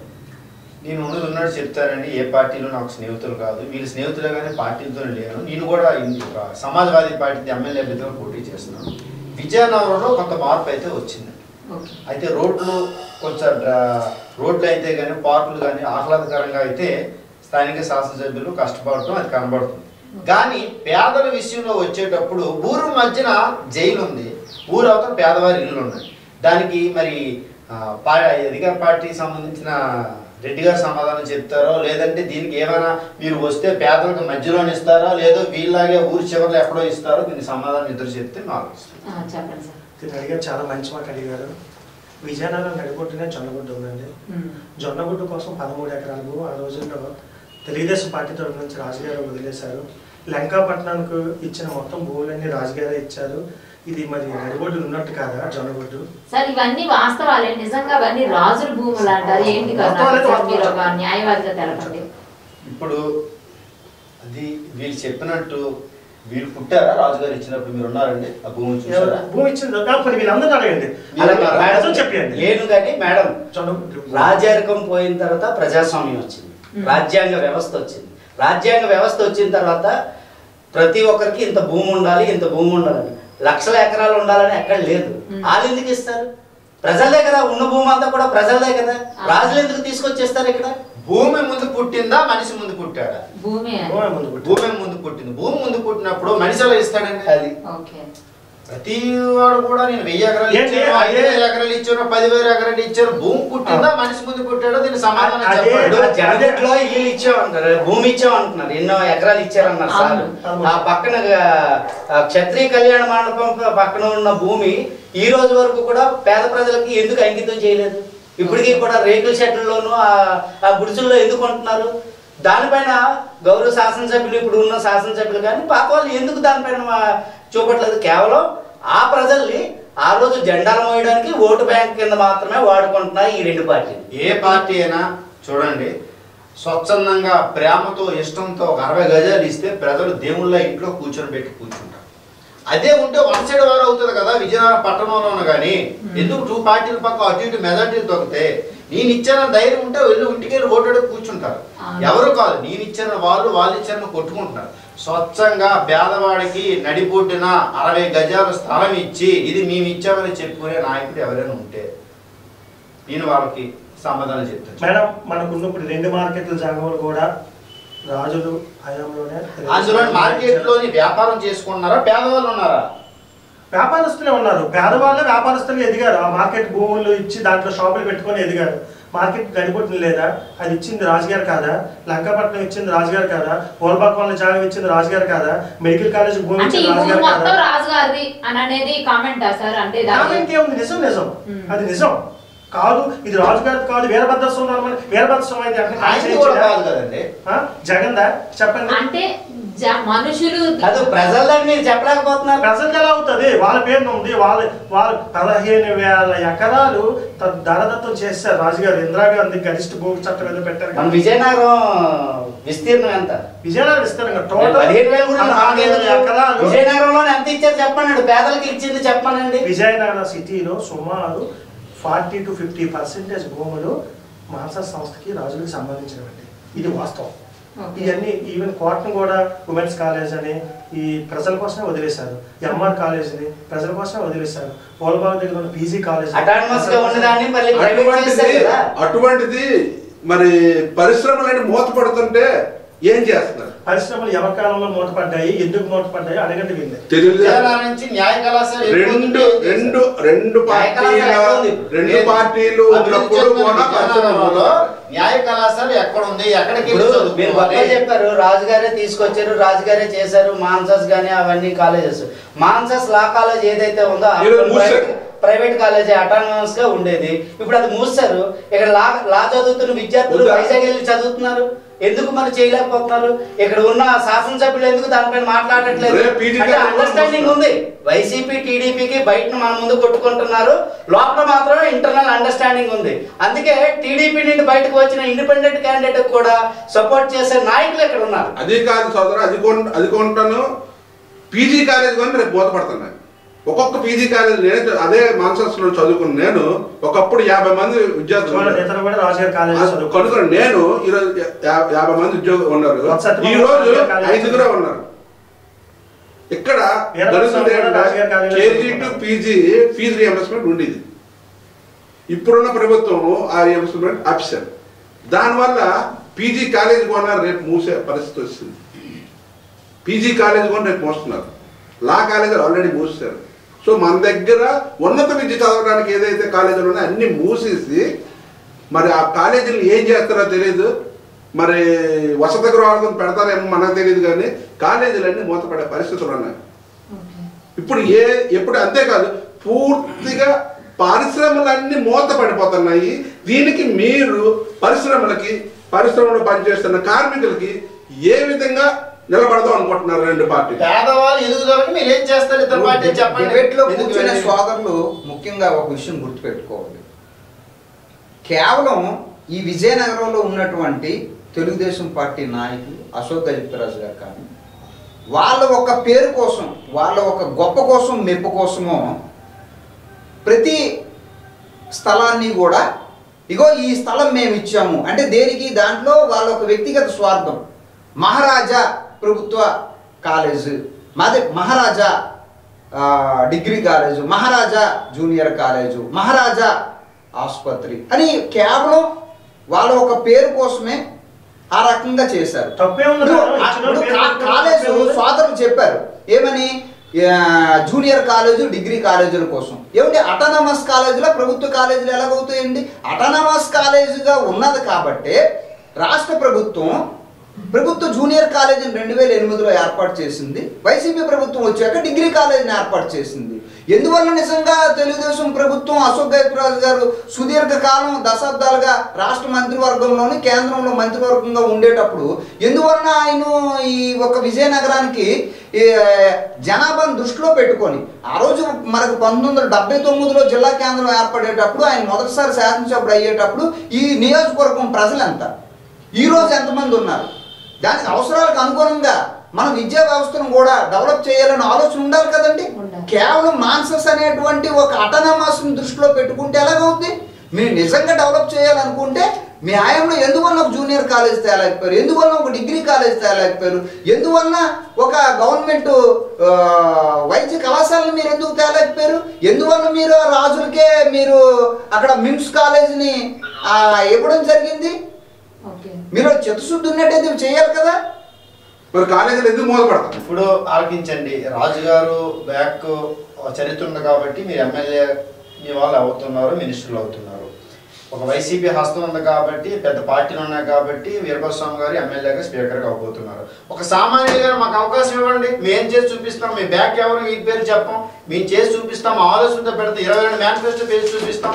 ఊరు మధ్య నీళ్ళు ఇస్తాను, మినరల్ వాటర్ పెడతాను, సీనియర్ సిటిజన్ ఏసీ రూమ్స్ పెడతాం, 99 రూపాయలకు వైద్యం ఇప్పిస్తాం. ఇవి చెప్పట్లేదు. ఎప్పుడు నేను ఉప్మా ఇచ్చాను, ఇడ్లీ ఇచ్చాను, చట్నీ వేసాను, సాంబార్ ఇడ్లీ చెప్తాను తప్ప పేదవాళ్ళకి ఏం చేశారు పథకాలు తప్ప మీరేం చేశారో మీరేం చేసి చెప్పండి. సోదరులు ఒక విషయం అడిగారు, అన్ని పార్టీలకు సంబంధించినటువంటి వ్యక్తులు. ఈరోజు 2004 నుంచి 2009 వరకు కూడా ఆ రోజు శాసనసభ్యులుగా మొదటిసారి ఎన్నికైనటువంటి వీరభద్రస్వామి గారు ఈ విజయనగరం నియోజకవర్గంలో 10,000 ఇళ్ల పట్టాలు ఇచ్చారు. రెండోసారి 2019 నుంచి 2024 వైసీపీ ప్రభుత్వం ఏర్పడిన తర్వాత సుమారుగా 15,000 పైచులకు పేదలకు ఇళ్ల పట్టాలు ఇవ్వడం జరిగింది. ఇచ్చారు అనేది అంటున్నారు. ఒకప్పుడు మనకి కేవలం మున్సిపాలిటీగా ఉందండి, తర్వాత గ్రేడ్ 1 మున్సిపాలిటీగా అప్గ్రేడ్ అయిందండి. అలా కాలక్రమేణా కార్పొరేషన్ గా అవతరించిందండి. దీని పరిధి అనేది చుట్టుపక్కల కార్పొరేషన్ గా ఎప్పుడైతే మనకి దాని పరిధి అనేది ఏర్పడిందో చుట్టుపక్కల ఉండేటువంటి గ్రామ పంచాయతీలు కూడా ఈ కార్పొరేషన్ లో విలీనమయ్యాయి. క్రమేణా కాలం మారుతున్న కొద్దీ కూడా మనం కూడా మారేటట్టు ఉండాలి తప్పితే టౌన్ నడిబొడ్డున ఇస్తారండి? నిజంగా సాధ్యమైతే అలాగే చేస్తారు. ఇప్పుడు మీరు ఇందాక సోదరులు అడిగారు అంబేద్కర్ గారి కోసం. రాష్ట్ర రాజధాని అయినటువంటి విజయవాడ నడిబొడ్డున 10 ఎకరాల్లో అంబేద్కర్ గారు స్మృతివనం ఏర్పాటు చేశారు. నిజంగా రాష్ట్ర ప్రభుత్వంకి అవకాశం ఉంటే ఖచ్చితంగా చేస్తారు. ఆ రోజు మంత్రిగా ఉన్నటువంటి వ్యక్తులు పెద్దలు అశోక్ గజపతిరాజు గారు ఎందువల్ల చేయలేకపోయారు? దాదాపు మొదటిసారి 2004 నుంచి 9 వరకు 10,000 పట్టాలు ఇవ్వగలిగితే ఈరోజు సుమారు 15,000 పైచీలకు ఇళ్ల పట్టాలు ఇవ్వడం జరిగింది కదా. 10 ఎకరాల్లోని డాక్టర్ బిఆర్ అంబేద్కర్ గారు విగ్రహం పెట్టితే సంతోషిస్తారు లేదో తెలియదు కానీ అంబేద్కర్ గారు ఆ చుట్టూ 10,000 ఎకరాలు నాకు అవసరం లేదయ్యా, నాకు కావాల్సిన 10 గజాలు 20 గజాలు స్క్వేర్ చాలు, నా బొమ్మను ప్రతి ఊర్లోని ప్రతి జాగాలో పెడతాను, అది నాకు తృప్తి, ఇంత పెద్ద చేయమని ఎవరు చెప్పలేదు. ఆ చుట్టూ పేదలకు ఇచ్చి ఆ నివాసానికి ఒక అవకాశం ఇస్తే అంబేద్కర్ బిఆర్ అంబేద్కర్ ఎక్కడైతే ఉన్నారో ఆయన ఖచ్చితంగా దాన్ని సంతోషిస్తారు. కానీ ఏ విధంగా ఇంత నాకు పెద్ద చేయమని చెప్పలేదు, ఎవరికి ఏమండి మీరు చెప్పండి. అంబేద్కర్ గారు అతనికి స్టాట్యూ పెద్ద చేస్తేనే పొంగిపోతారా, లేకపోతే చుట్టూ ఏదైతే 10 ఎకరాలు ఉన్నాయో ఆ ఎకరాల్లోని పేదలకు పెంచి వాళ్ళకి కూర్చోడానికి కానీ పడుకోవడానికి కానీ ఒక వసతి కల్పిస్తే అతను సంతోషిస్తారా? అతను ఆత్మకి శాంతిస్తుందా? ఇంతవరకు రాజ్యాంగాన్ని రచించిన ఆయన కృషిలోనే పోన్లే నేను చేసినందుకు వీళ్ళు చేస్తున్నారు సంతోషపడతారా లేదా మీరు చెప్పండి. 2008లో మొదటిసారి ఆ రోజు వైఎస్ఆర్ నగరం కొండకరకం గ్రామ పంచాయతీలో ఉండేది. ఈ రోజు విజయనగరం మున్సిపల్ కార్పొరేషన్ లో 1వ వార్డుకి వెళ్ళింది. పట్టణ విస్తీర్ణంలో భాగంగా ఈరోజు మనం దూరం అనుకునేది రేపు దగ్గర అవుతుంది. అంతేకాని ఈ ఒక్క విజయనగరం పట్టణ కేంద్రానికి అంత దూరంగా ఇచ్చారు అనుకుంటే మా ప్రీతం ముఖ్యమంత్రి వారు జగన్మోహన్ రెడ్డి గారు చెప్పేటట్టు ఈరోజు జగనన్న కాలనీలు అనేవి నిర్మిస్తున్నవి కేవలం కాలనీలు కాదండి, మనం నిర్మిస్తున్నవి ఊర్లు. జగనన్న కాలనీ అనేది ఉత్తి అబద్ధం. ఇంతవరకు రాష్ట్రంలో ఇచ్చిన ఏ ఇల్లులు కూడా వైఎస్ఆర్ ప్రభుత్వం ఇచ్చినవి కావు. వైఎస్ఆర్ ప్రభుత్వం ప్రజల యొక్క భూమి ఎక్కడుందో చూపించారు. అది కూటమి పార్టీ అయినా బీజేపీ మాత్రమే ఇచ్చినవి. ఆ ప్రతి ఇంటికి ఉన్న బోర్డు చూడండి, బయట ఉన్న బోర్డు కాదు, అది ప్రధానమంత్రి ఆవాస్ యోజన అని బోర్డు ఉంటుంది. మీరు అన్నారే ఇప్పుడు కాలనీ జగనన్న కాలనీ ఏది కూడా కాదు, పేదలా పెట్టారు. జగనన్న ఇచ్చింది ఏమీ లేదు. ఇవన్నీ శాంక్షన్ అయింది వెంకయ్య నాయుడు గారి చొరవతో. మన రాష్ట్రంలో ఎక్కువ ఇల్లులు మంజూరు చేసింది టీడీపీ ప్రభుత్వం ఉన్నప్పుడే. అక్కడ టీడీపీ ఉన్నా వైసీపీ ఉన్నా బీజేపీ శాంక్షన్ చేసింది. జగనన్న కాలనీ అనేది అబద్ధం. జగన్ ఒక ఇల్లు కూడా ఇవ్వలేదు రాష్ట్రం మొత్తం మీద. నేను ఓపెన్ ఛాలెంజ్, ఏ ఇల్లు అయినా ఇది జగన్ ఇచ్చాడు జగన్ కట్టాడని చెప్పండి. కాబట్టి ఒకటి చేసింది జగన్ ప్రభుత్వం, ఖాళీ స్థలం ఎక్కడ ఉందో చూపించింది. దానికి సెంట్రల్ గవర్నమెంట్ ఫండ్తోనే కడుతున్నారు. ఇన్నాళ్ళ నెలకి 2 రేషన్లు వచ్చాయి. ఒకటి సెంట్రల్ గవర్నమెంట్ రేషన్ ఉచితం, 2 స్టేట్ గవర్నమెంట్ రేషన్ రూపాయి బియ్యం వచ్చాయి. ఇప్పుడు ఆ రూపాయి బియ్యం తీసేశారు. స్టేట్ గవర్నమెంట్ నుంచి రేషన్ లేదు. చాలా మందికి ఆ విషయం తెలియదు. ఇప్పుడు ఇస్తున్న రేషన్ అంతా సెంట్రల్ గవర్నమెంట్ ఇస్తుంది, స్టేట్ గవర్నమెంట్ రేషనే లేదు, మొత్తం తీసేశారు. చెత్త మీద కూడా చెత్త పన్ను వేయించడం ఏంటండి? మీరు వాలంటీర్గా చేశారు. ఆ చెత్త పన్ను వసూలు చేయడానికి వెళ్ళమన్నప్పుడే కదా మానేశారు వాలంటీర్ గారు. చెప్పండి సార్. అంటే ఎన్డీఏ కూటమిగా ఏర్పడినప్పుడు ఫస్ట్ జనసేన టీడీపీ వరకు ఓకే, ఇప్పుడు బీజేపీతో పొత్తులో ఉన్నారు. అంటే మైనారిటీస్ అందరూ ఓట్ బ్యాంక్ అనేది ఏ విధంగా ఆలోచిస్తున్నారు వాళ్ళ కోసం? అసలు మైనారిటీ మెజారిటీ ఒక వ్యక్తి తన నచ్చిన మతాన్ని స్వీకరించవచ్చు, తన నచ్చిన భాషను మాట్లాడవచ్చు, తన నచ్చిన విధంగా ఉండొచ్చు. భారత రాజ్యాంగం హక్కుల్లో పొందుపరిచారు. నేను ఒక కులపోను కాదా, నా కులపు హీరోతో ఉండాలి నాకు ఇష్టం లేదు. నేను ఒక క్షత్రియుడిని, ప్రభాస్ సినిమాకి నాకు నచ్చితే వెళ్తాను, లేకపోలేదు నా ఇష్టం, నా పర్సనల్. అది నాకు సూర్య ఇష్టం, మన రాష్ట్రం కాదు పక్క రాష్ట్రం, అది నా వ్యక్తిగత. మతం అనేది కూడా ఎవరికి నచ్చిన మతాన్ని వాళ్ళు స్వీకరించవచ్చు. కానీ ఇప్పుడు ఎలా ఉందంటే నువ్వు ఇది అనుసరించాలి, నీకు పర్మిషన్ ఉందా, నువ్వు ఎందుకు చర్చికి వెళ్తున్నావు, నువ్వెందుకు మసీదుకి వెళ్తున్నావు, నువ్వెందుకు కోవిలికి వెళ్తున్నావు, నీకెందుకు అసలు అడగడానికి నువ్వెవరు? ఎవడొక నచ్చిన మతాన్ని స్వీకరించవచ్చు, ఎవడొక నచ్చిన భాషలను మాట్లాడవచ్చు, ఎవడొక నచ్చిన విధంగా ప్రభుత్వ నిబంధనలు లోబడి ఉండొచ్చు. ఇప్పుడు ఇది ఫ్యాషన్ అయిపోయింది. ఈ మతాన్ని చూపించి ఓట్లు అడుగుతున్నారు. ఇప్పుడు ఆంధ్రప్రదేశ్లో కూటమిగా ఏర్పడితే క్రైస్తవులకు రక్షణ తెలుగుదేశం ఇస్తుందా, బీజేపీ ఇస్తుందా? ఏ రోజైనా మణిపూర్ ఘట్టంలో మైకు పట్టుకొని మణిపూర్లో బట్టలు ఇప్పి ఊరేగించిన క్రైస్తవులపై ఎవడైనా మాట్లాడా? ఆంధ్రప్రదేశ్లో మైకు పట్టుకున్న క్రైస్తవ ముఖ్యమంత్రి అయిన జగన్మోహన్ రెడ్డి గారు మాట్లాడారా? ఎవరూ మాట్లాడారు. క్రైస్తవుని ఓటర్గా వాడుకుంటున్నారు. క్రైస్తవులు ఓటర్ కాదు, మెజారిటీ ఎంత ఉందో ఆ లెక్కలు చూస్తేనే మీదన వణుకు వస్తుంది. ఈరోజు చెప్తున్నాను, ఎన్డీఏ కూటమిలో అఖిలేష్ యాదవ్ నా నాయకత్వం ఇండియా కూటమిలో మైనార్టీలు పూర్తిగా రక్షణ ఇస్తామని తెలియజేస్తున్నాను. మైనార్టీ మెజారిటీ అవుతుంది. ఈ రోజు నేను చెప్తున్నాను, మైనార్టీల రక్షణ కొరవైంది. ఇక్కడ ఆంధ్రప్రదేశ్లో ఏ పార్టీ కూడా మైనార్టీ వెనకతలు మేము ఉన్నామని చెప్పట్లేదు, నోరు విప్పట్లేదు.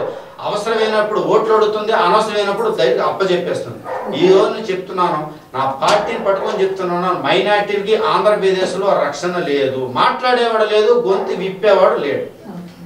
నాటకం క్రైస్తవ సహోదరులు కానీ మైనార్టీ సోదరులు కానీ ఏం కాదు చెప్తాను, లౌకికవాదం ముసుగులో మతోన్మాద శక్తులు మైనార్టీల పైన దాడులు జరపడానికి రెడీగా ఉన్నారు. ఎక్కడైనా నా కులం, నా వర్గం, నా వీధి, నా చుట్టపోవడం ఎవరైనా ఆలోచించకుండా మీ అమూల్యమైన ఓటుతో వాళ్ళకి కమిట్ అయ్యారా, ఎలా ఉంటుందో కూడా చెప్పలేము. Thank you so much sir, మీరు అందరూ కూడా డిబేట్లో పార్టిసిపేట్ చేసినందుకు ధన్యవాదాలు.